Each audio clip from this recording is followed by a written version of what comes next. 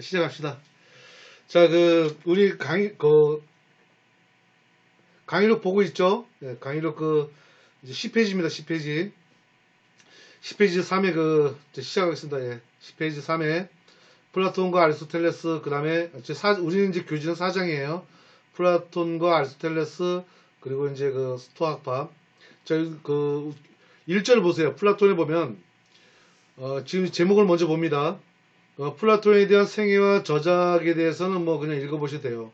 그 플라톤이 국가와 계급을 어떻게 정의했고, 또 정의라는 걸 어떻게 정의했고, 공산제도에 대해서 어떻게 생각하고 있고, 교육과 천일왕에 대해서 어떻게 생각하고 있고, 법률관은 어떻게 가지고 있는지, 그걸 이제 플라톤에서 이제 보는 거고, 아리스토텔레스의 생애와 저작은 여러분들이 이제 읽어보시면 되는 거고, 아리스토텔레스가 생각하고 있는 국가와 개인, 그 다음에 정체론에 대한 내용, 그리고 이제 아리스토텔레스가 보고 있는 법과 성문법과 자연법을 어떻게 구별하고 있는지, 그리고 정의와 형편을 어떻게 이제 정의 내렸고, 그리고 아리스토텔레스의 영향을 어디까지 미쳤는지 그 내용하고, 그리고 이제 3절에는 이제 스토아파 해서 그 스토아파에다가 이제 그렇게 좀 적었어요. 고전적 자연법 이렇게. 그러면 여러분들 이해하기 쉬워요. 고전적 자연법하고 근대적 자연법이 있는데 고전적 자연법이라고 스토아파는 그렇게 찍혀 있어요. 우리가 앞에 소피스트를 봤죠. 소피스트는 자연법에서 실제법을 전환시키는 작업을 한 게 이제 소피스트고, 그리고 방금 우리가 이제 소크라테스가 죽었죠. 처형당했습니다. 이제 사형을 당하고 난 다음에, 그 다음에 이 소크라테스가 사형당하고 난 다음에 어떤 그 이후의 제자들이 어떠한 변화가 일어났는지, 그게 지금 우리가 배우려고 하는 내용이에요. 자, 그러면 이제 정리하자면 소크라테스는 뭐예요? 실제법에 가깝죠. 인간이 만든 법, 악법도 법이라고 했으니까, 악법도 법이라고 해서 실제법, 인간이 만든 법을 반드시 지켜야 된다는 그런 주장이었어요. 부정의하게 되면 부정의한 것을 부정의하다고 얘기를 해야 된다는 건 있는데, 결국은 소크라테스는 죽음을 선택했죠. 그런데 그 제자인 플라톤하고 또 플라톤의 제자인 아리스토텔레스는 어떻게 생각했겠냐 이거죠. 그 영향을 계속 받아요. 이제 받는 걸 과정을 우리가 봅시다. 자, 이제 플라톤을 먼저 보면, 플라톤은 보통 이제 이렇게 생애와 저작을 보면 나와 있는 것처럼 그렇게 돼요. 이제 소크라테스의 문화생으로 8년간 공부한다고 나와 있죠. 그리고 소크라테스의 사형 집행 후에 정치의 뜻을 접고 남부 이탈리아로 유랑을 합니다. 보세요. 소크라테스의 사형 집행을 겪고 난 다음에 정치의 뜻을 접어버려요. 영향을 엄청나게 크게 받은 거죠, 지금. 그리고 나서 유랑을 통해서 20년 후에 아테네에 있는 교회에서 아카데미를 설립해서 제자를 양성합니다. 그리고 그 제자 중에 이제 아리스토텔레스를 이제 만나는 거죠. 그래서 이제 소크라테스를 이제 이어받아서 이상주의적인 기초에서 철학을 이제 이상이었잖아요. 소크라테스가 주장하는 게 이상이었잖아요. 그죠? 그 이상이라는 주의적인 거에서 기초에서 이제 철학을 전개해 나가죠. 그리고 그 전개의 이제 그 사상을 이제 방대한 대화편으로 이제 정리를 하게 되고, 거기서 이제 국가라는 책과 이제 정치가라는 책과 이제 법률이라는 책을 이제 편지하게 됩니다. 이제 책을 이제 저작하죠. 자, 그래서 이제 첫 번째 주제를 봅시다. 첫 번째 주제를 보면, 플라톤의 이제 저작에서 나타나는 것처럼 이제 전반적인 분위기를 보면, 아테네와 소크라테스와의 관계에서 플라톤의 사상이 어떻게 흘러갔는지를 보자는 거죠. 예. 소크라테스의 죽음의 영향을 받았단 말이지, 이 플라톤이. 예, 그 영향을 받았는지 어떻게 받았는지 보자는 겁니다. 자, 이제 답변을 합니다. 이제 답변을 쭉 하는데, 우측에 보시면, 국가론의 내용에, 보세요. 이제, 플라톤은 오히려 스파르타의 신분사회를 교육과 연계지어 재구성하였다고 되어 있는데, 이 얘기는 무슨 얘기냐면, 아테네에 있죠? 아테네에 있는 걸 부정하기 시작을 하는 거예요. 그래, 이게 잘못됐다. 내 스승인 소크라테스가 죽은 거는 잘못됐다. 이렇게 보는 겁니다. 그래서 심지어는 스파르타에 있는 스파르타는 법체계가 없거든요. 그들은 이제 제일 하는 게 관습법이에요. 계속 예전부터 내려온 것을 계속 세습해 내려가는 그러한 것에 지나쳤기 때문에 체계되어 있는 법이 없어요. 그런데도 불구하고 그 신분사회를 교육도는 연기지어서 재구성했다 했잖아요, 지금. 그런 건 국가론의 내용은 지금 이제 플라톤입니다. 국가론의 내용은 지성에 기초한 신분제 사회였다는 거죠. 지금 뭐 지성에다 칠까 지성. 자, 소크라테스는 이성이었죠. 소크라테스는 이성이었는데 지금 플라톤은 지성에다 기초를 뒀단 말이죠. 지성에 기초한 신분제 사회였다는 거죠. 다르죠 벌써. 그래서 국가는 아테네의 몰락에 대한 귀족주의적인 반동으로 규정할 수밖에 없다는 겁니다. 이게 플라톤에 대한 관점입니다. 지금. 그럽니다. 그래서 밑에 쭉 다음 문장을 보세요. 자, 소크라테스와 플라톤으로 이어지는 대철학자가 출현하는 것은 바로 아테네가 정점에 지나가고 있다는 거예요. 결국은 이제 정점이라는 건 뭐예요? 계속 이제 쇠퇴화되겠죠. 그래서 정점을 이제 지나가고 있습니다. 그래서 헤겔이 법철학의 서문에 이렇게 대단한 얘기를 해요. 메네르바의 부엉이는 황혼에 깃들면 날기 시작한다는 거예요. 이게 지금 정점을 이루고 지금 황혼으로 가는 거죠. 지금 떨어진다는 얘기다. 황혼이 떨어지면은 결국은 뭐예요? 날개짓은 날아간다는 게 무슨 얘기예요? 여기서 벗어난다는 얘기예요. 벗어난다. 그래서 폴리스의 몰락을 목격하면서 처음으로 공동체에 대한 철학적 반성이 이루어지게 된다는 겁니다. 그래서 이제 보시면은 두 번째 국가와 계급이라는 게 생겨요. 이제부터 중요합니다. 지금 국가와 계급이 생기는데 플라톤의 국가는 정의에 대한 개념으로 이상국가의 초안으로 사회적인 구성 원리로 이렇게 자세하게 서술합니다. 그래서 국가의 필요성은 욕구 충족과 분업의 원리에 입각해서 설명을 하게 되고 사회가 맨 처음 생기는 것은 인간의 욕구 충족에 필요한 데서 기인하게 되고 인간은 다양한 욕구를 보유하기 위해서 누구도 그 욕구를 자기 스스로 충족시킬 수 없다는 것이에요. 그래서 상호 교환으로서 또는 협동의 논리로서 경제적인 욕구를 넘어서 전 사회 구성 원리로 작동하게 되는데 그 사회라는 것은 모든 성원이 상호적으로 주고받는 거대한 서비스 체계라고 보는 거고 국가는 그러한 상호 교환에 대한 체계를 합당하게 운영되도록 조종하는 역할을 하는 것이라고 하는 겁니다. 그게 국가론이에요. 그러다 보니까 이러한 논리가 사회계약론하고 또 비슷하게 느껴지는데 그거하고는 다르다는 겁니다. 그래서 플라톤은 사회계약론을 거부합니다. 사회의 계약론을 거부해요. 그게 특징입니다. 그래서 왜냐하면 사회계약하고의 합의로서 인간의 의사에 좌우되는 것이 아니라고 보는 겁니다. 인간의 의사에 좌우되는 것으로서 저희가 본질적인 덕임을 결코 증명할 수 없다는 거예요. 인간의 합의가 아니라는 거죠. 그러니까 소크라테스하고 다르죠. 지금 가는 방향이. 그래서 보시면 플라톤은 여기에서 체크해 주세요. 제가 이거 다시 재편집할게요. 본성에서 수립되는 국가를 보는 겁니다. 본성에다 좀 체크해 주세요. 제가 나중에 진하게 해드릴게요. 자, 이것은 다르게 얘기하면은 자연법적인 국가. 자, 자연법적인 국가란 말 나와요, 지금. 그리고 또 이상국가. 그리고 아름다운 국가예요. 그게 뭘 가지고 있어요? 본성을 가지고 있어요, 본성. 피지스, 인간의 본성. 인간의 이상이 아니에요. 인간의 이성이 아니라 본성이라는 겁니다. 본성. 이게 굉장히 중요한 얘기예요. 그래서 플라톤 하면은 무조건 본성을 생각하세요. 소크라테스 하면 이성, 플라톤 하면 본성 이렇게 생각하시면 됩니다. 자, 그럼 이제 넘겨보시고요. 자, 그래서 이제 이러한 이제 본성을 이제 바탕으로 가다 보니까 자, 네 번째 줄 보세요. 각자는 나름대로 특별한 성향, 이 성향이 본성이에요. 피직스를 가지고 있으며 이것이 타인과는 다른 그들만의 독특한 기능을 하도록 한다라고 파악했다는 거죠. 플라톤은. 그래서 플라톤은 생산자 계급과 수호자 계급으로 나눠버립니다. 그리고 나서 폴리스를 수호하는 수호자 계급은 본성적으로 정신적 인간이므로 용감하고 지혜를 사랑하는 자다라고 해요. 그래서 수호자 계급은 약간의 불투명하지만 보조적인 전사 계급과 통치자 계급으로 나뉘었다 그러는 거예요. 그래서 통치자가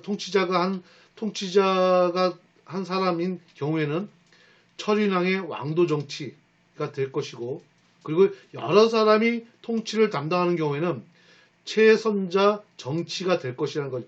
거기에 최선자 정치에다 체크했어요. 최선자 정치.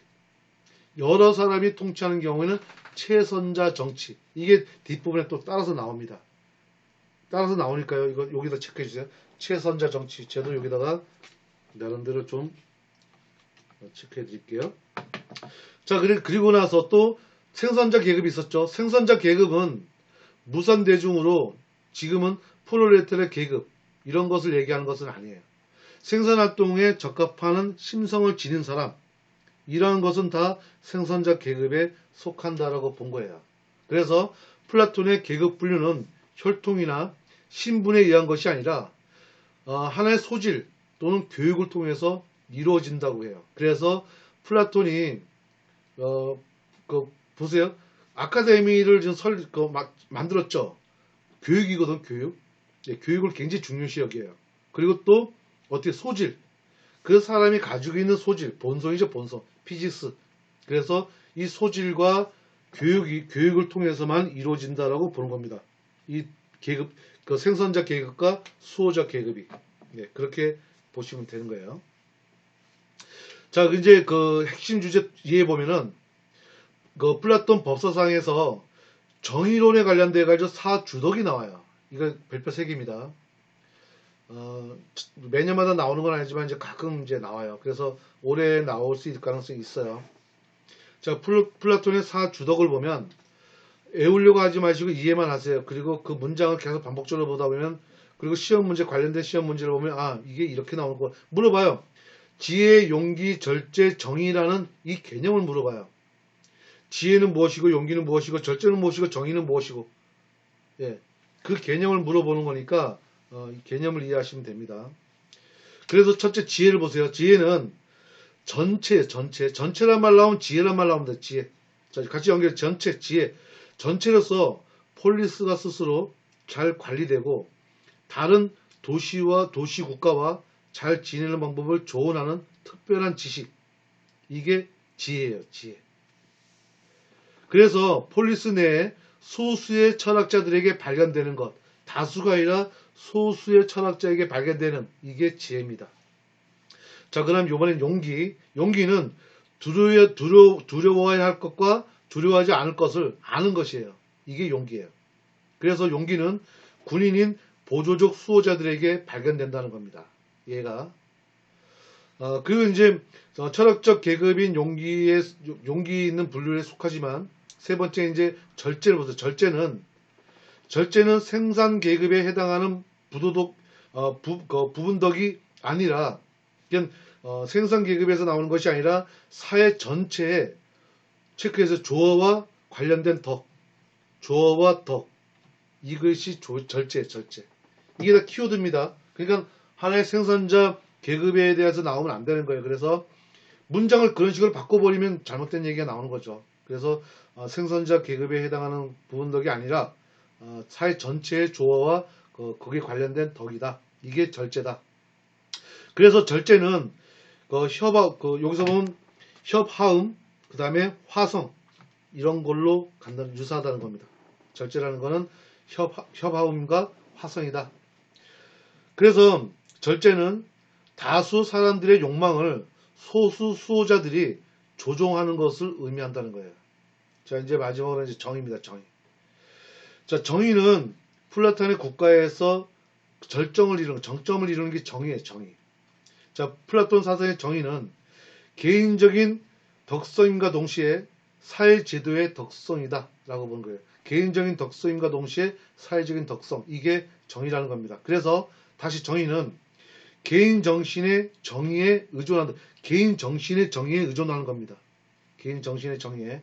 그래서 만약 사람들이 부정한 마음을 가지고 있으면 그들의 욕망이 그들의 행동을 지배하면 그들은 그들이 잘할 수 있는 것만을 하는 것이 아니라 다른 사람의 일을 참견하는 것에 드는 것이라는 거죠.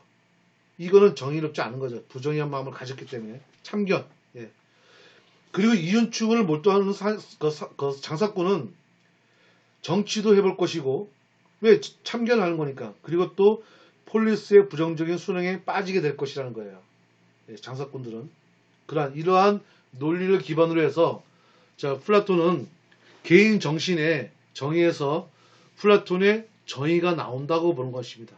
폴리스의 정의가 나온다고 보는 것입니다. 그래서 정의는 각자의 자신의 천품에 맞는 일을 체적으로 수행하고 남의 일에 간섭하지 않는 것, 이걸 정의로 봤어요. 플라톤은 이렇게 정의를 이렇게 봤으니까 요 네 가지 지혜, 용기, 절제, 정의 요 개념을 반드시 좀 알고 계셔야 돼요. 이게 한 2, 3년 만에 한 번씩 시험에 나와요. 그래서 작년에 안 나온 것 같으니까 나올 가능성이 또 있습니다. 자, 이제 그 플라톤 하면 이제 공산제도라는 것도 이제 개념 갖추고 있어야 돼요. 공산 개념이 무엇이란 그 뜻만 가지고 있으면 돼요. 알고 있으면 돼요. 자, 공산주의 보세요. 구름문자 봅시다. 플라톤의 공산주의는 가족과 재산에 관한 거예요. 자, 가족도 그렇고 재산도 그렇고 다 국가로 보는 겁니다. 그래서 여기서 보세요. 우리가 이제 현대 안 맞는 공산제, 그리고 처자 공유제예요. 처와 자에 대한 공유, 서로 공유하는 거예요. 그리고 공동 막사 거주제예요. 거주하는데도 공동 막사로서 거주하자는 거예요. 이게 공산제도입니다. 현재는 안 맞지만 이 뜻을 이해하시면 이거를 플라톤이 주장했구나라고만 생각하시면 돼요. 예. 쇼킹한 얘기죠. 다 공산제, 서자 공유제, 그 다음에 공동 막사 거주제. 예. 지금 현재하고 좀 안 맞는 얘기지만 쇼킹하죠. 그래서 플라톤의 그 개념하고 좀 연결해주세요. 자, 중간쯤에 쭉 내려오면은 철인통치란 말 나와요. 철인통치 보이나요? 다음 문장에 보면은 철인통치는 지금 왜 보면 철인통치 아닌가요? 지금요? 소수가 이렇게 철인통치는 이와 같이 사적 욕망이 거세되거나 분출할 기원을 찾지 못하는 인간의 통치를 의미하였다라는 거예요. 이게 지금 앞에 자축에 보면은 철인왕의 왕도 정치를 보세요. 자, 한 사람의 경우 통치자가 한 사람인 경우는 철인왕의 통치, 그 왕도 정치라고 되어 있죠. 자, 그런 식으로 보는 거죠. 모두 이게 지금 뭐예요? 한 사람이 각자가 움직이는 게 아니라 하나잖아, 하나 그냥. 예, 그래서 철인 통치라는 말이 이제 튀어나온 겁니다. 그리고 이제 혈안을 또 설명한 거예요. 보시고. 자, 그래서 이제 이 플라톤은 아리스토텔레스도 국가와 가정은 명백히 다른 것이므로 국가를 가정처럼 만들어서는 안 된다고 서로 반박을 해요. 자, 플라톤은 이렇게 지금 공산제도를 이제 주장했는데 아리스토텔레스는 반박을 합니다. 이 내용을. 그래서 이 내용을 좀 체크하고 넘어가야 돼요. 그래서 다시 좀 말씀드리면 자축을 다시 한번 볼까요? 자축에 철이를 그 위에 보면은 방가로 삼 정의 위에 보면은 제가 아까 체크를 했죠. 철이는 왕도 정치하고 최선자 정체라고 최선자 정치라고 되어 있었죠. 최선자 정체라는 말 들었죠. 체크했죠. 최선자 정체라는 요 용어도 플라톤하고 아리스토텔레스하고 달라져요. 예, 그래서 제가 체크하라는 거였습니다.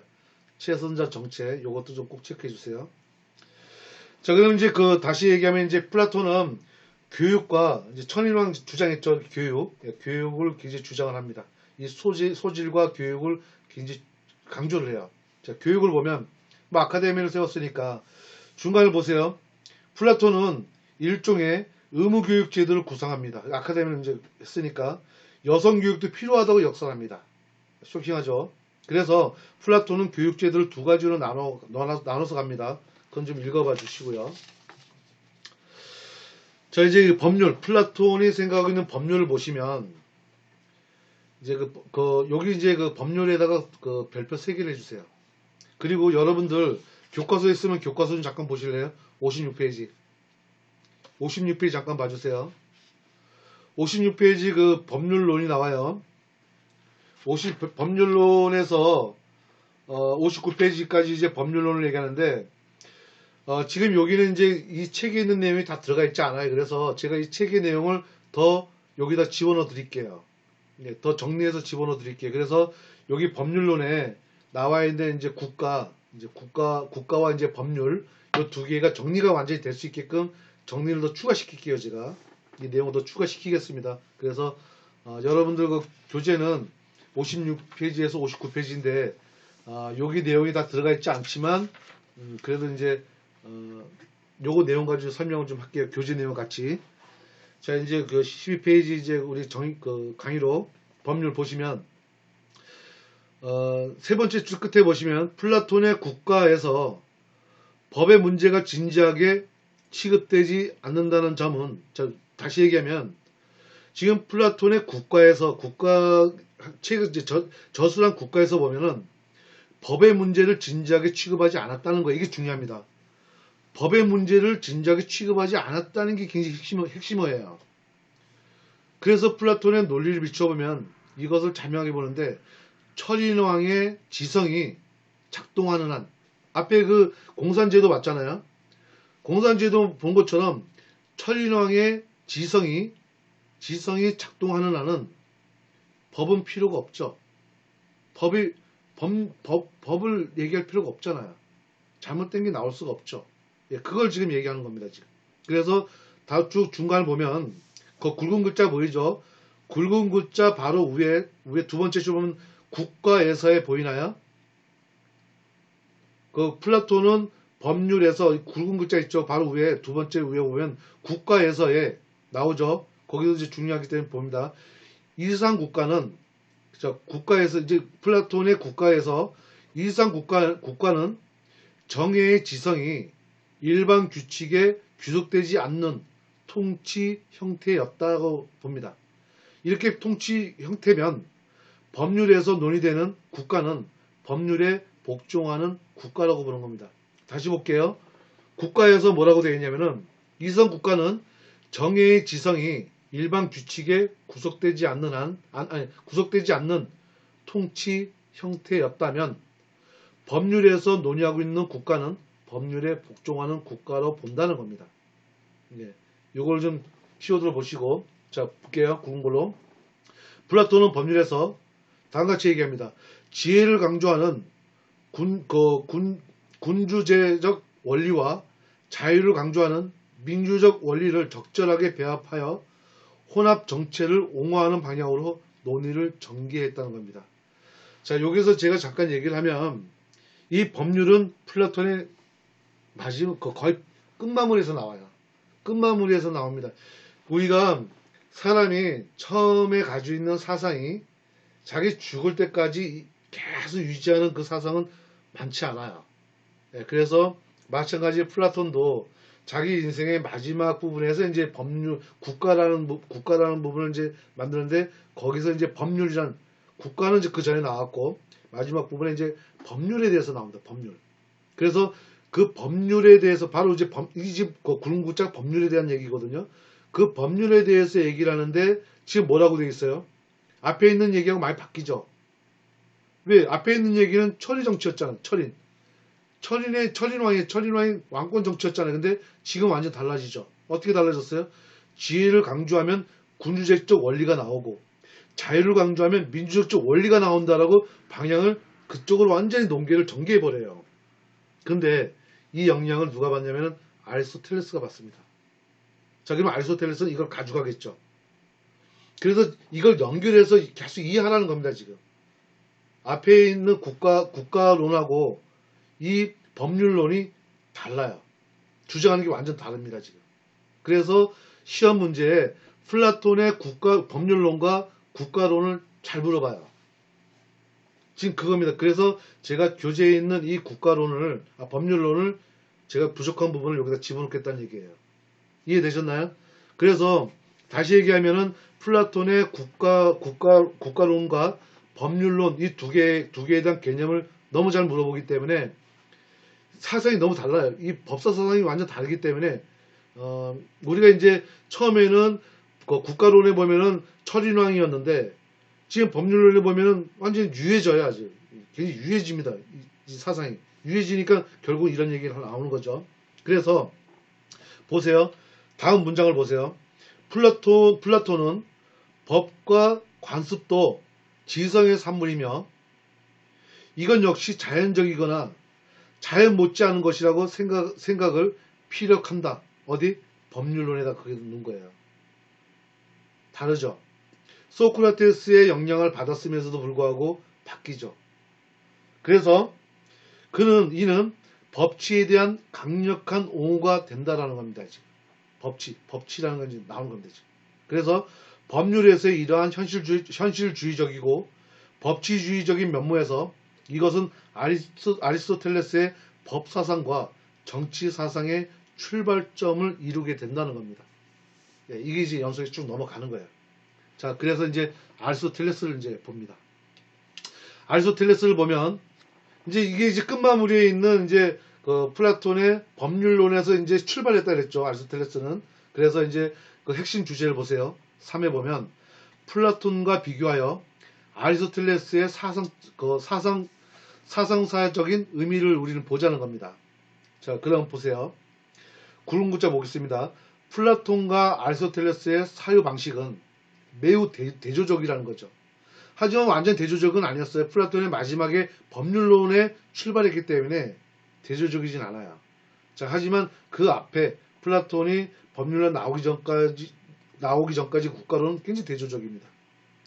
플라톤을 앞에 설명했지만 이걸 가지고 같이 연결해 주세요. 플라톤은 이데아론에서 출발해서, 이데아론이 뭐예요? 소크라테스 쪽으로 넘어온 거죠. 이데아론에서 출발해서 국가의 본질을 규정하였고, 그리고 이상 국가의 초연에 열을 올렸고, 그리고 아리스토텔레스는 플라톤의 후기 사상에서 영향을 받은 탓에 국가의 문제에 대단히 현실주의적인 관점에서 접근하였다는 겁니다. 완전 다르죠, 지금. 하지만 영향은 받았어요. 그래서 굵은 문자 보세요. 아리스토텔레스의 관심은 만학의 시조 말만큼 엄청 넓어요. 그 엄청 넓다는 게 뭐냐면 아리스토텔레스의 형 이상학적인 14권을 저술했는데 그 14권 저술한 거 보세요. 심리학, 윤리학, 정치학, 논리학, 시학 이러한 다양한 분야의 특징을 나열했습니다. 그래서 이러한 것은 나중에 토마스 아퀴나스에 대한 이런 것에 대해서 또 영향을 받아요. 이 아리스토텔레스 영향을 받습니다. 그래서 일단은 우리 지금 아리스토텔레스를 보고 있으니까 정치학하고 윤리학을 좀 보자고요. 정치학, 윤리학, 아리스토텔레스에 대한 관련된 문제는 이 정치학하고 윤리학에서 나와요. 네, 그럼 이제 넘겨보겠습니다. 정치학, 윤리학. 자, 이제 국가와 개인을 봐요. 아리스토텔레스의 정치학에서는 국가를 정치학이란 말 나오면은 일단은 국가, 자연적으로 이게 연결돼야 돼요. 정치학, 국가, 자연적 이게 연결돼야 돼요. 이게 뭐예요? 아리스토텔레스입니다. 지금 정치학에서 국가를 자연적이고 최선의 존재로 규정합니다. 뭘요? 국가를 자연적이고 최고이고 최선이라는 거예요. 이게 정치학에서 이렇게 표현합니다. 그리고 폴리스를 완전한 사회로 규정합니다. 아리스토텔레스는. 그리고 인간도 본성상 폴리스적 동물로 정의합니다. 이게 정치학에서 표현한 거예요. 자, 그러면 이제 정체론을 보세요. 정체론. 자, 이제 세 번 정체론을 보면 아리스토텔레스는 플라톤의 최선자 정체에 대해서는 매우 비판적이라는 거죠. 자, 그럼 달리 얘기하면 플라톤의 최선자 정책을 강조했죠. 최선자 정책을 강조했는데 아리스토텔레스는 굉장히 비판하죠. 대조적이었다니까. 이게 시험에 잘 나와요. 반대로 얘기합니다. 반대로. 아리스토텔레스가 최선자 정책을 강조했다는 걸로 지문에 잘 나와요. 이게 헷갈려 하지 마세요. 자, 다시 얘기할게요. 플라톤은 최선자 정책이었고 아리스토텔레스는 최선자 정책을 비판합니다. 이 두 개를 잘 구분해 주세요. 그래서 네 번째 줄 내려오면 다섯째 줄 내려오면 그러므로 아리스토텔레스는 참된 정치적 통치는 법률에 대한 복종 및 자유의 요소를 포함하고 나아가 신민의 동의를 포함해야 한다고 보는 겁니다. 자, 신민의 동의를 받아야 된다. 플라톤은 동의 안 받죠. 그래서 철인왕이라고 보는 거잖아요. 동의 안 받잖아요. 그죠? 근데 아리스토텔레스는 시민의 동의를 포함한다고 본 겁니다. 그래서 이상 국가에 속하는 것으로 이해합니다. 차선 국가는 아니라는 거죠. 자, 그래서 이러한 요소들은 차선 국가에 속하는 것이 아니라 이상 국가에 속하는 것으로 이해해야 된다는 겁니다. 아리스토텔레스는 완전한 지성의 통치와 이와 같은 관념을 철저하게 거부합니다. 그리고 헌정 질서와 법치 국가를 옹호해요. 즉 지금 거부하는 것과 옹호한다는 이걸 뒤집어서 지문에 나와요. 이해되셨죠? 철저한 지성의 통치와 같은 관념을 철저하게 거부하고 헌정 질서와 법치 국가를 옹호한다. 그래서 거부와 옹호를 잘 구분하세요. 뭘 거부하고 있고 뭘 옹호하고 있는지 아리스토텔레스가. 그래서 줄친데 보세요. 밑에 상상할 수 있는 최선의 국가가 아니라 실현 가능을 가진 최선의 국가를 논의한다는 거죠. 상상할 수 있는 최선의 국가가 아니라 실현 가능한 최선의 국가를 논의한다는 겁니다. 자, 아리스토텔레스에 대한 차선 국가를 보세요. 차선 국가. 자, 차선 국가를 보면, 자, 이제 답변을 보세요. 선한 정부가 있고 타락한 정부 또는 변질 정부로 구분하고 있죠. 자, 그래서 선한 정부는 어떤 것이고 타락한 정부는 어떤 것인지 정합니다. 자, 선한 정부는 본질적으로 모든 사람의 선을 추구하는 헌정 국가예요. 착한 거를 추구하는 헌정 국가고, 타락한 정부는 오로지 지배계급의 이익만을 도모하는 전제 국가를 의미한다. 그래서 선한 국가는 어떻게 나왔냐면 1인 지배가 되면 군주제가 되고, 소수 지배가 되면 귀족제가 되는 거고, 그리고 다수 지배가 되면 민주제가 되는데, 거기에 비해서 타락한 정부는 뭐라고 되냐면 이익만을 회치해갈 때는 참주제, 소수 귀족만의 이익을 꾀할 때는 과두제, 그리고 가난한 대중의 이익만을 도모할 때는 민주제. 이 위에서는 착할 때는 다수 지배에 대한 법치적 민주주의였는데, 밑에 타락한 정부는 그냥 민주제예요. 예. 법치적 민주제, 밑에는 그냥 민주제예요. 어떤 민주제냐면 가난한 대중의 이익만을 도모하는 민주제. 이게 타락한 정부라는 거예요. 그러니까 선하지 않다고 하는데, 그거는 실현 가능한 최선의 국가라고 봐야 되는 거예요. 그래서 여기서 이게 다 정치학에서 얘기 나오는 겁니다. 그래서 아리스토텔레스는 주로 다수 지배의 법치적 민주제. 여기서 체크해 두세요. 다수 지배적 법치적 민주제. 이걸 거론했습니다. 그래서 민주제적 원리와 과도제적 원리 사이에 중용의 정체로 설명되고 있다라는 겁니다. 예, 이걸 또 체크해야 됩니다. 자, 그러면 이제 아리스토텔레스의 법 이론을 보자는 거죠. 이 법 이론도 굉장히 중요해요. 아리스토텔레스 법 이론. 자, 일단은 아리스토텔레스는 플라톤의 법률론에서 영향을 받았죠. 거기서 출발했다 그랬습니다. 그리고 그의 기본 사상을 수용했어요. 법률론에 있는 사상은 수용했습니다. 그리고 그 네 번째 줄 오면은 법의 목적을 다음과 같이 얘기를 합니다. 그리고 이제 이 얘기들은 다 윤리학에서 지금 여기 정치학하고 윤리학을 보고 있어요. 이제 윤리학을 얘기 나오는 겁니다. 윤리학에 이런 내용들이 나와요. 자, 그러면 이제 그 굵은 걸 보세요. 무엇이 법의 원천인가를 물어봅니다. 그런데 아리스토텔레스는 법은 거기다 중요합니다. 실천지 또 이성. 실천지, 이성 이 두 가지 이걸로서 나온다는 건지 이걸로부터 우러나오는 규칙이라고 보는 겁니다. 실천지, 이성 이걸로서 나오는 규칙 이게 법이라는 거죠. 이게 윤리학에서 나온 얘기예요.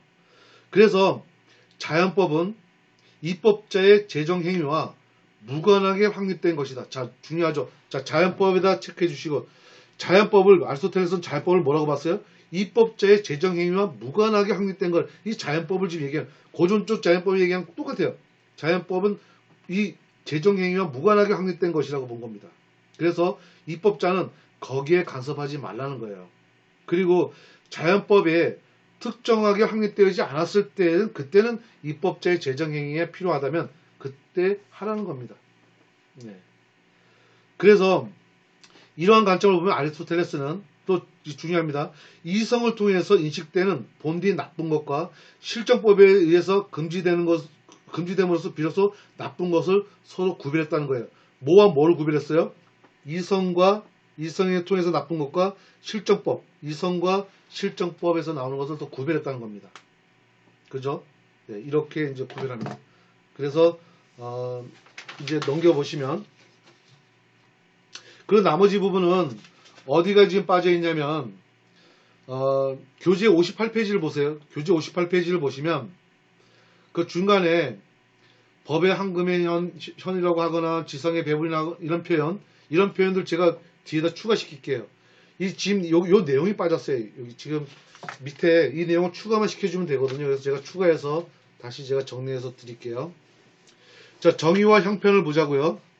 자, 그 윤리학 5편이 나왔는데 이게 니코마코스의 윤리학입니다. 니코마코스의 윤리학. 자, 우리 그 시험 문제 니코마코스에게 나온 이게 아리스토텔레스의 윤리학이구나라고 생각하시면 돼요. 자, 아리스토텔레스의 법사상 현대 법학에 가장 큰 영향을 준 것의 하나가 정의론이야. 정의론. 네, 정의론. 자, 그래서 그 정의에 대해서 아리스토텔레스의 정의론이 굉장히 중요하기 때문에 이게 시험에 매년마다 나온다고 보시면 돼요. 매년마다. 자, 보세요. 정의 밑에 보십니다. 자, 이제 내용 상세히 봐요. 도덕적 가치로서의 정의, 정치적 덕목으로서의 정의, 중요하지 않아요, 여기까지요. 근데 정치적 덕목으로서의 정의를 보면, 자, 전자를 보편적 정의를 보고 후자를 특정적 정의를 보는데, 후자를, 자, 여기서도 중요합니다. 후자를 배분적 정의, 자, 후자가 뭐냐면 정치적 덕목으로서의 정의, 특수적 정의입니다. 이해되셨나요? 자, 여기서 얘기하는 후자는 배분적 정의와 시정적 정의 또는 규정적 정의, 배분적 정의, 평균적 정의를 보는데 그걸 다시 얘기해 정치적 덕목에 의한 정의 또는 특수적 정의.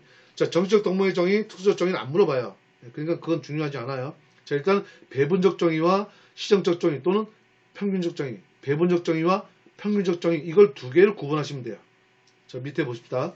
배분적 정의는 공법상의 정의고 평균적 정의는 사법상의 정의다. 이거 뒤집어서 얘기해요.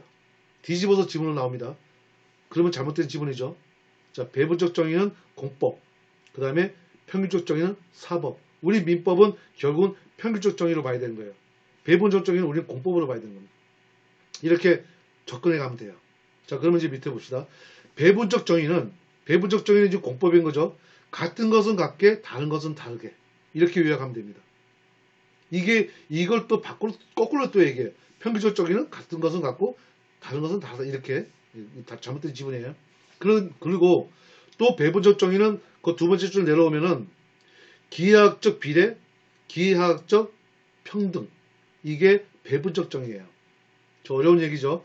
기하학적 비례, 기하학적 평등. 이게 배분적 정의예요. 이게 다 같은 얘기입니다. 자, 거기에 비해서 시정적 정의 또는 평균적 정의를 보면 내용이 다르죠. 양쪽 다 똑같게, 이게 민법의 얘기예요. 민법. 네. 사법상의 정의죠. 양쪽 다 똑같게. 이게 평균적 정의, 시정적 정의. 네, 이렇게 나누시면 됩니다. 대표적인 예가 매매하고 불법 행위. 그 내용은 읽어보시면 됩니다. 자, 이 내용은 매년마다 시험에 나오는 거니까 꼭 확인해 주세요. 아리스토텔레스 나오면 무조건 정의론이 여기까지 지금 영향 미치고 있죠. 우리가 지금 법을 이렇게 보고 있잖아요, 지금요. 네, 그러니까 이 아리스토텔레스 때부터 이 정의가 지금 윤리학에 나오는 이 내용이 그대로 지금 영향을 미쳤다고 보시면 됩니다. 자, 그러면 이제 요번에 스토아 학파가 나오는데, 스토아 학파는 이제 우리가 이렇게 이제 정의를 내려주면 돼요. 여기서 보시면, 여기 키워드를 좀 볼게요. 쭉 내려와가지고, 밑줄 친 거 보세요. 스토아 학파는, 밑줄 친 거 보세요. 스토아 학파는 플라톤과 아리스토텔레스에 의해서 확립된, 체크해주세요. 고전적인 자연법 사상. 여기다 키워드 얘기해요. 고전적인 자연법 사상을 더욱 체계화하였다. 결국 뭐예요? 스토아학파가 주장하는 것은 고전적 자연법을 주장하고 있다는 얘기죠. 이게 딱 키워드 얘기예요. 끝이 끝. 스토아학파 고전적 자연법이구나. 그럼 고전적 자연법은 뭐예요? 그게 이제 뒤에 또 나오죠. 그래서 그 개념하고 같이 연결해 주시면 돼요.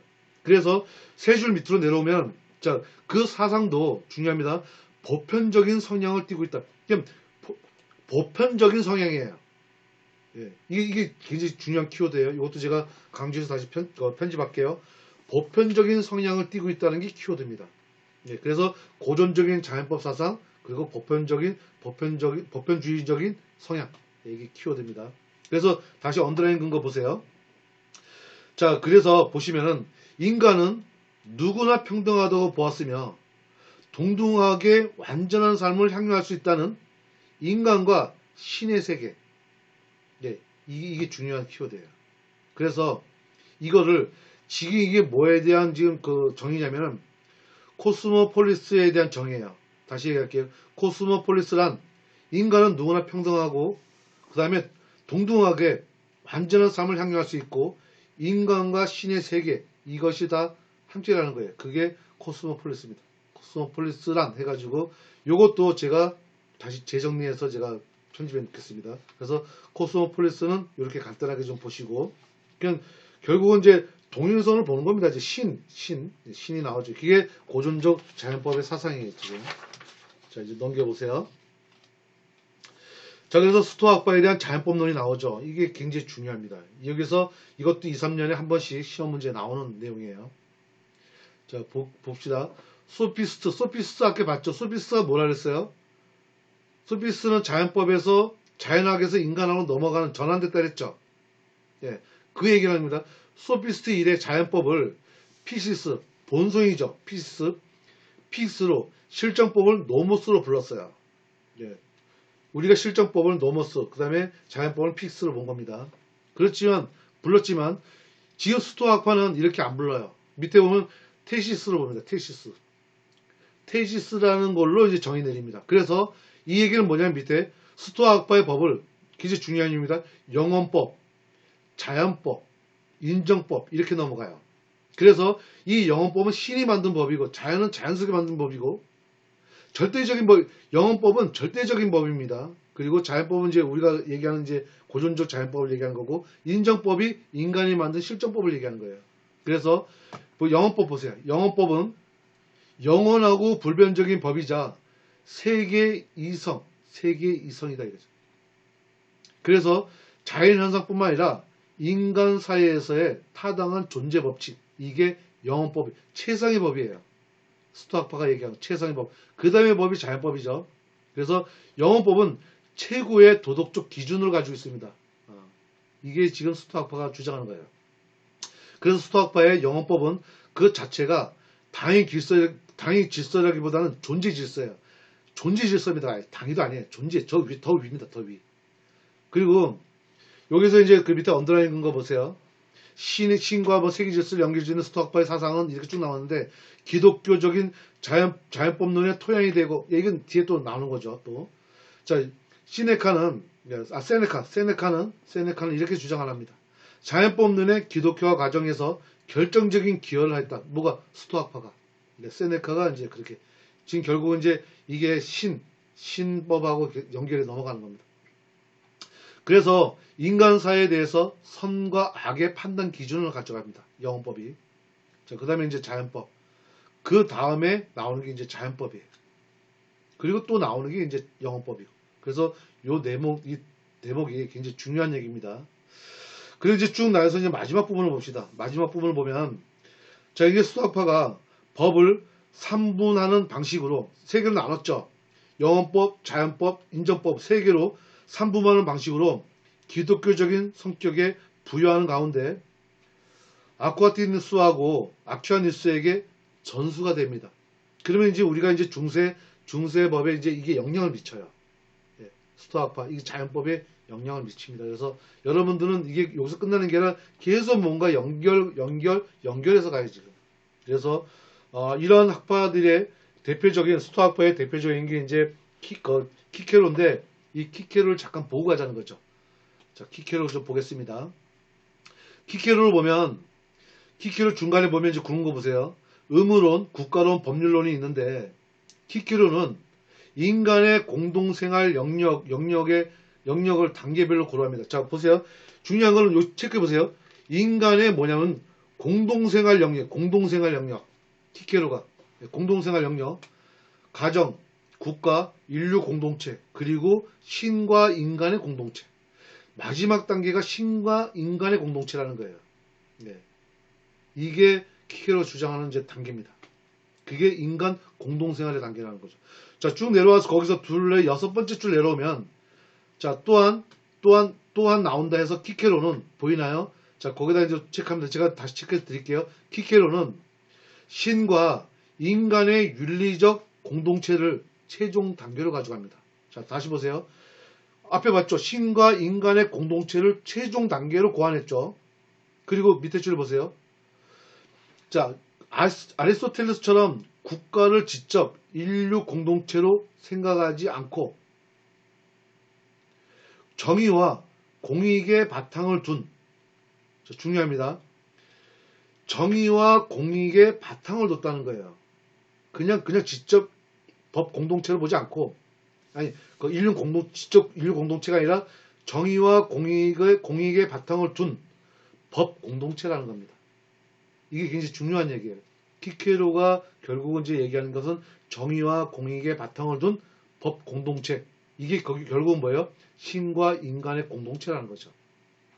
그래서 여기에서 이제 이게 국가론에서 이제 얘기 나오는 거니까 이 부분을 굉장히 중요하게 체크하시면 돼요. 키케로는 이게 핵심 내용입니다. 그래서 이제 내용이 정리가 되는 거고요. 자, 그래서 이제 그 핵심 주제 7번째 보세요. 키케로의 법이론에 대한 정의와 자연법에 이제 논을 합니다. 정의와 이제 자연법을 이제 논의를 하는데, 보시면, 자, 보세요. 여기도 이제 중요한 게, 자연법에 대한 키케로의 정의를 보면, 악권 있죠, 악권. 악권이면서 법률가들이 가장 많이 인용하는 표현이라는 거죠. 중요한 게 제가 여기서 중요하게 표시 못했는데, 중요합니다. 참법은 바른 이성, 그냥 이성도 아니고 바른 이성이다 이거죠. 참법은 바른 이성이다. 제가 중요하게 다시 체크해 드릴게요. 중요한 그 명제입니다. 자, 참법은 바른 이성이다. 그래서 자연과 조화를 이루며 만물 속에 편재되고 항상적이고도 영원하다. 예, 이게 참법은 바른 이성이다라고 표현한 겁니다. 자, 그리고 이제 쭉 내려와서 언더라인 근거 보세요. 인간의 도덕적 완성을 목표로 하고 있는 최고의 규범이 존재한다고 했어요. 그게 키케로는 선이라고 표현해서 선. 그렇죠. 앞에도 얘기했죠. 선입니다. 선. 선을 얘기했고, 그래서 자연법은 신에 대한 인간의 의존성과 관련된 신법과 인간의 공동생활과 관련된 인정법으로 구성된다는 거죠. 그래서 신법과 인정법이 여기서 또 파생돼서 나옵니다. 네. 신법, 인정법. 요것도 이제 뒤에서 또 나올 거니까, 신에 대한 인간의 의존성, 신에 대한 인간의 의존성, 신법. 그리고 인정법이라는 거는 인간의 공동생활에 관련된 법, 이게 인정법. 이렇게 구성한다는 거죠. 자, 그래서 인정법은 남을 해치지 말라. 그리고 각자에게 그것들을 주지 말라. 이렇게 두 가지 원칙이 있다는 거죠. 인정법을 얘기하고 있죠. 중요합니다. 또 하나. 인정법, 이것도 시험에 2, 3년에 한 번씩 나와요.